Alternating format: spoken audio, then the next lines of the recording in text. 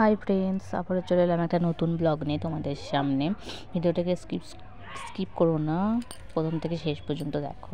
তো আজকে দুপুরের মেনু, আমি তো এসেছি মায়ের বাড়িতে। তো ভাইয়ের বউ রান্না করেছে তোমার বেগুন ভাজা, চিকেন, পোস্ত।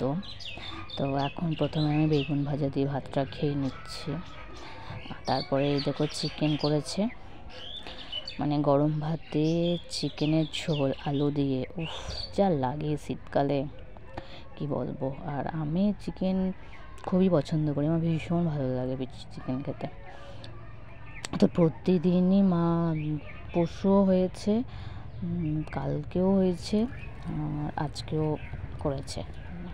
মানে আমি চিকেন খেতে ভালোবাসি বলে আমি যখনই আসি মা তখনই চিকেনটাই বেশি করে। আর আমার ভাইয়ের বউ খুব সুন্দর রান্না করে, কিন্তু আজকে চিকেনটা যেমন সুন্দর খেতেও হয়েছে না, তেমন এত ঝাল হয়েছে। ঝাল বলতে খেতে ভালো লাগছে, কিন্তু আমি তো ঝাল খাই না, আমার পক্ষে ঝাল লাগবে। তাই আমি পোস্ত পছন্দ করি না। তাতেও মাকে বললাম যে মা তাহলে একটু পোস্ত দাও, ঝালটা যদি কমে। লাস্ট পাতে একটুখানি পোস্তটা নিয়ে ভাতটা যদি ঝালটা কমে। আমি তো মিষ্টি ফিষ্টি খাই না, খুব একটা পছন্দের নয় আমার।